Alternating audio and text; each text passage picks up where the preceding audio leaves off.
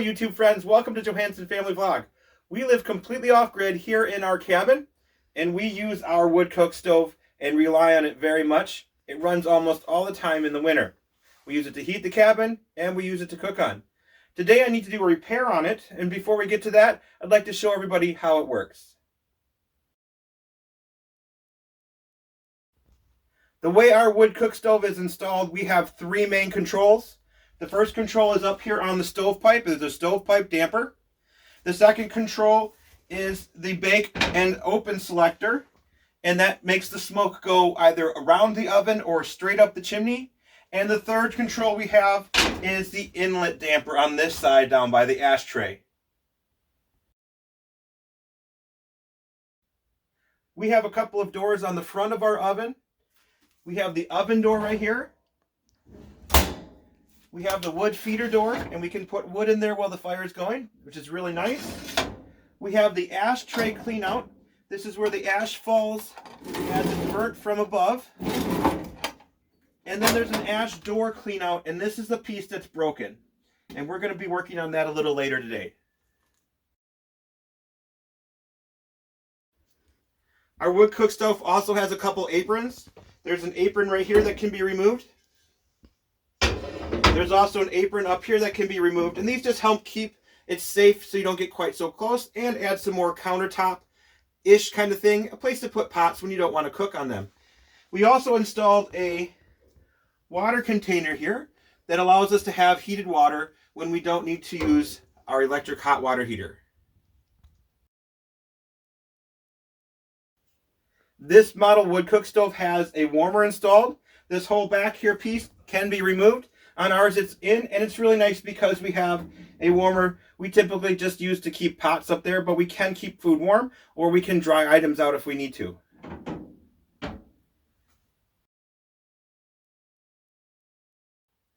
This unit right here is our stovepipe damper.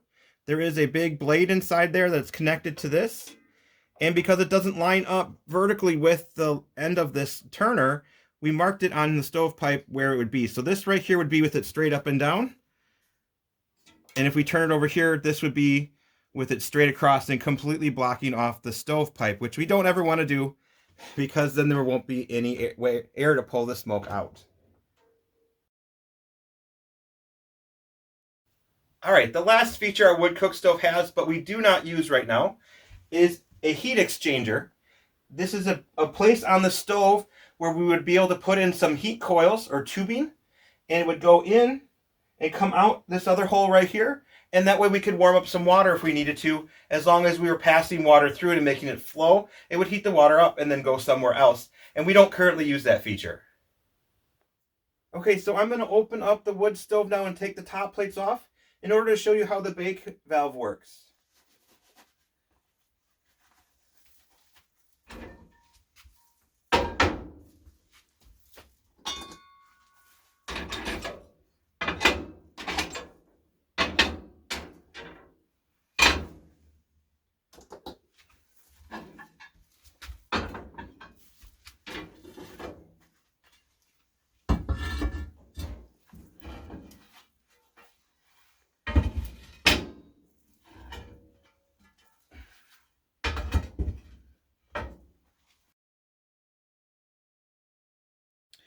When the selector is set to open, this opening right here allows the smoke to go directly out the chimney.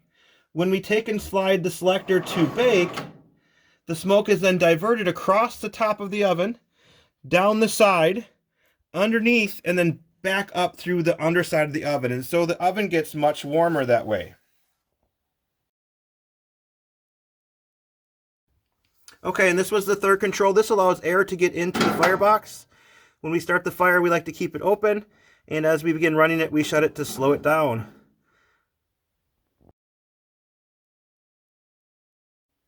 These are the two tools that came with our wood cook stove.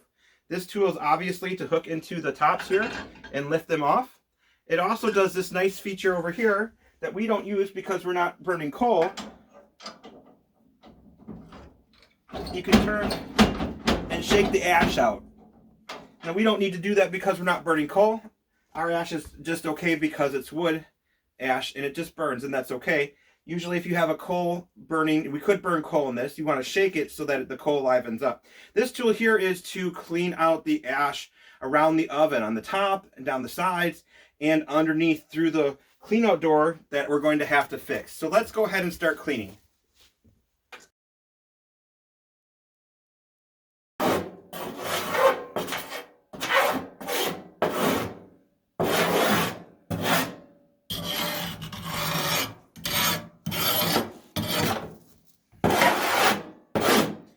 Okay, I'm just pushing all this ash down the side, and we'll clean it out down below and scrape it into the ashtray. You could vacuum all this up, but because we're still in the middle of the season, it's going to get all dirty again. So we're just doing a rough clean now to get the majority of the ash out and continue to have it running at its optimal performance.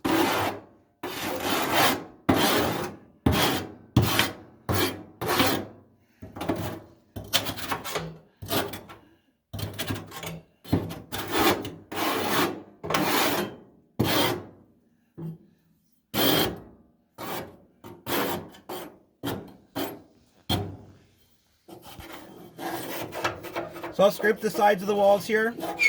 A lot of this is creosote.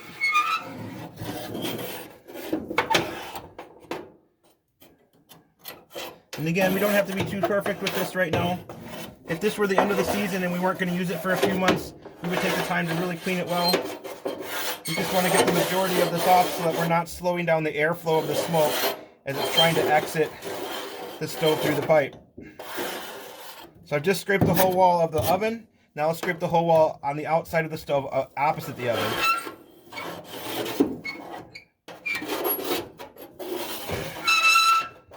Sorry for the loud noise.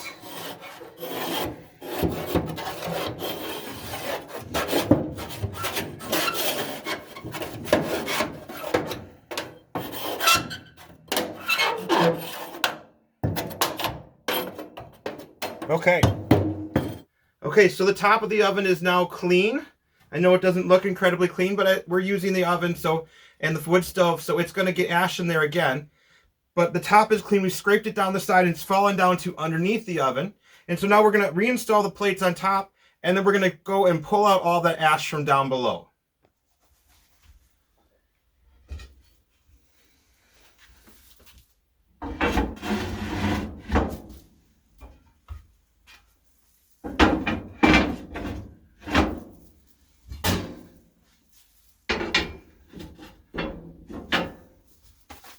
Okay, next we're going to take off the ash cleanout door down here, and this is the part that's broken on ours. Let me just take it off and I'll explain.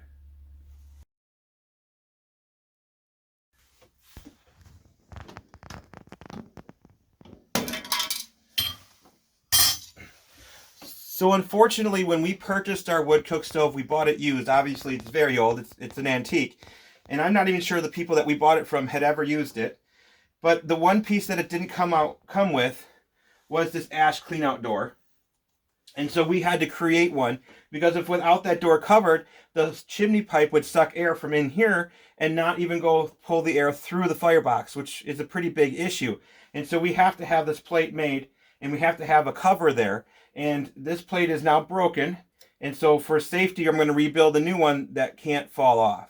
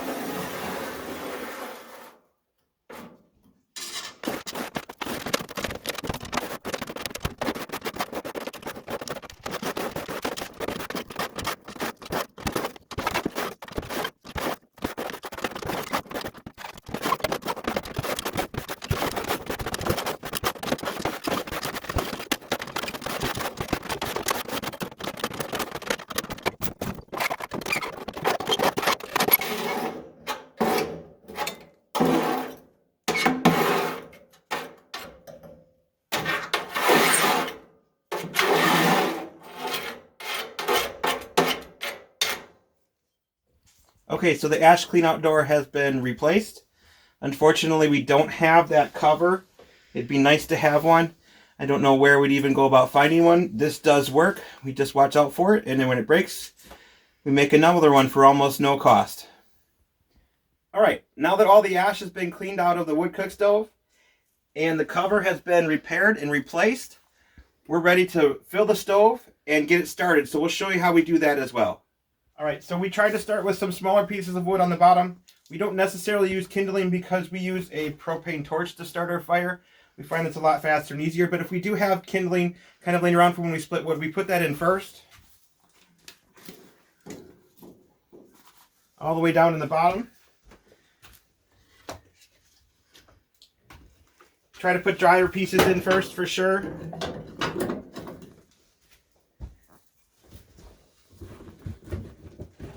And these old sticks always seem to burn really well as well.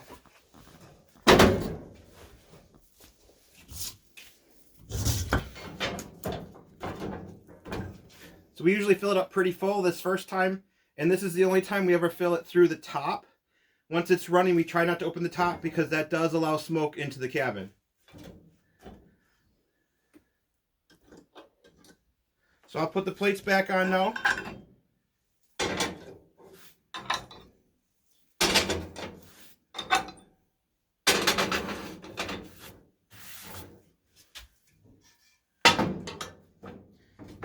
We try to slide all the plates over this way because it makes it a little bit tighter and less likely for smoke to come out when we're starting it.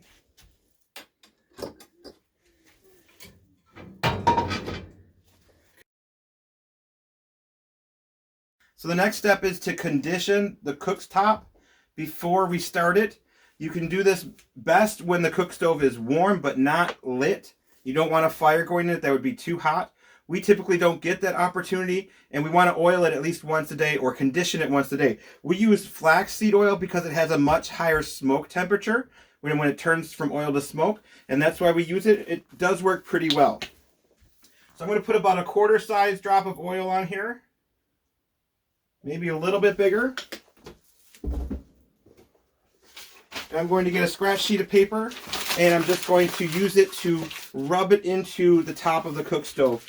And you can, if you look, you can see where the heat pattern is on top and where the oil needs to go more. And you can see where the heat pattern hasn't gotten and there's too much oil there. And we'll take care of that at the end of the season when we're done using the cook stove. We'll clean all that off and get it ready for the next year. So conditioning the top of your cook stove is going to do two things for you. The main thing that's going to do is it's going to help prevent rust from happening on your cook stove. These are cast iron stoves, and if you get them wet and let the water sit on there, or if there's moisture in there and other things happen, they will begin to rust. The oil will help prevent that, and it's going to protect your surface. The other thing it's going to do for you is it's going to give you not necessarily a cleaning, but it will be cleaner after you rub it with the paper. And so it's this kind of a way to clean the top of the cook stove.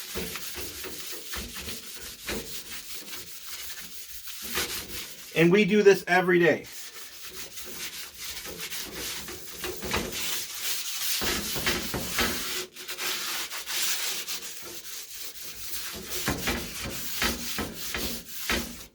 Okay, so I now have what we cleaned off with the oil, and we're going to literally use this to help us start the fire. So I'm going to take this, and this oil will burn really nice. And I'm going to stick it underneath a few pieces of wood. We have this old cast iron tea kettle, and it's not good to use. It's rusted on the inside, and it's a little bit dirty looking. But we use it to help hold down the cook stove as it heats up. The cook stove and the stove top expands, and these plates shift around a little bit, and they tend to want to rise up just a little bit. So we use this as a weight to help hold it down. And then we also leave it there to help dissipate heat into our cabin. It just adds more mass to the cook stove. All right, it's time to light the fire in the firebox. But before we can do so, we need to make sure that the three main controls are set to where they need to be. Now, we set them this way to minimize the amount of smoke that can enter into the cabin. The first thing we need to check is the stovepipe damper and make sure that it is all the way open. We want the damper straight up and down so that it will draw as much smoke as possible up the chimney and out of the cabin. The next thing we need to check is that the selector for the oven is set to open. not to bake. We don't want the smoke to go around the oven and have to go down the side of the oven, underneath, and then back out. That's going to cause the smoke to come into our cabin. So we need to make sure it's set to the open mark. The last thing we need to check is the inlet damper on the side, and we actually light our fire with the inlet damper closed. And as soon as we know there's enough heat in the firebox from the propane that the smoke is going up the chimney, then we open it. And this way we don't get any smoke in our cabin.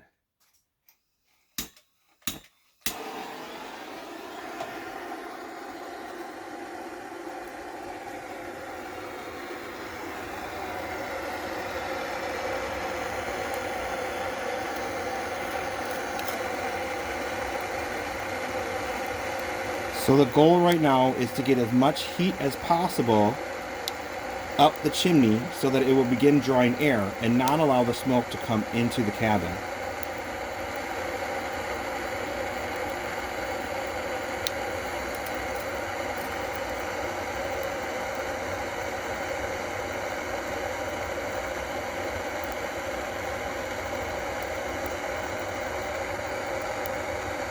Okay, I think there's enough heat now. I'm going to open the inlet damper on the side.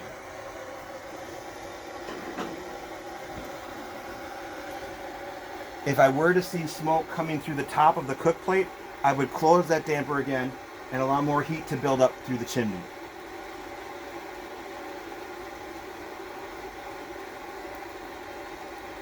Okay, we probably have enough heat inside the firebox now that it's going to keep going. I'm going to pull out the butane torch and close this door.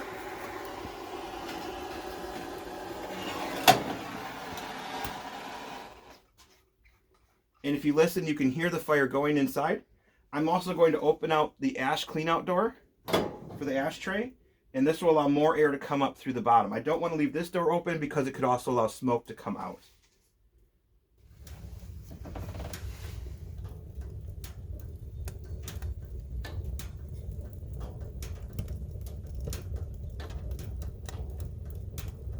Okay, so the fire's been lit for about 2 minutes now.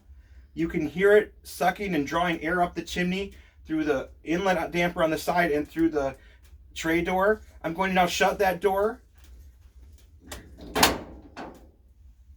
And we'll probably let it go for about 10 minutes now, the way that it is.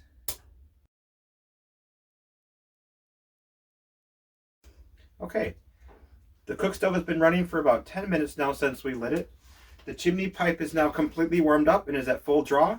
So I'm going to slide the oven selector now over to bake to force the smoke to go around the oven, down the outside, underneath, and then back up the bottom. This will help warm up the oven, but it will also make it so that the stove is more efficient and we won't have to burn as much wood to heat our cabin. And that's all there is to that.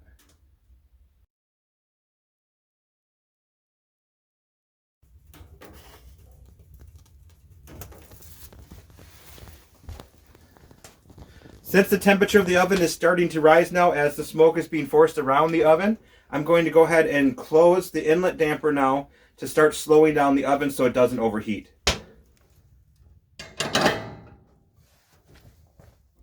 Just a few thoughts right now since we're doing that. This is an antique wood cook stove and it has a lot of leaks. It's not an airtight cook stove like a lot of the modern stoves. If this were a modern stove and we closed that inlet off all the way, it would probably kill the fire or make it go all the way down to just smoldering, and we don't want to do that. But because this one sucks in a lot of air from a lot of different places, it is an antique wood cook stove. We actually do need to close ours all the way down or it will overheat.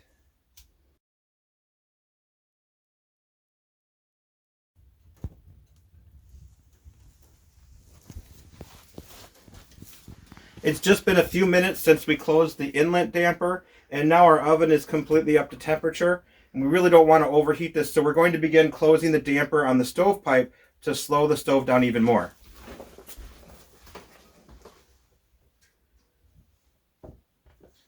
And now the stove will run for a little while longer because it's not burning the wood as fast and it won't overheat. Okay, the wood cook stove has been running for about 45 minutes now since we lit it, and we want to add more wood to the cook stove to keep it going. We're about to start supper and we want to be a little warmer in here. So in order to add the wood, we're going to open the front door and place wood in, but we don't want smoke to come out. And if we were to open the door right now with the stovepipe kind of the damper closed a little bit, then there wouldn't be enough draw to keep all the smoke going out when opening the door and letting more air in. And so we're going to open the damper all the way up first and give it just a second or two to begin pulling its draw again. And then we'll be able to open the door and add more wood without smoke coming into the cabin. Again, at this point, our inlet damper is still all the way closed. We really want to keep the air inlet as low as possible while we do all this, but we do have to open the door. And now that we've added the wood again, we don't want to continue heating up the cook stove, so we're going to go and close the damper some again. So this has been how we operate our antique wood cook stove. I know it's a little bit special because it's an antique. A lot of the more modern ones operate a little bit differently and have different levers on them. Some of you out there have some of these wood cook stoves. I know you enjoy them just like we do. And I hope this has been educational for the rest of you on how to use these old wood cook stoves. So thanks for watching. That's that.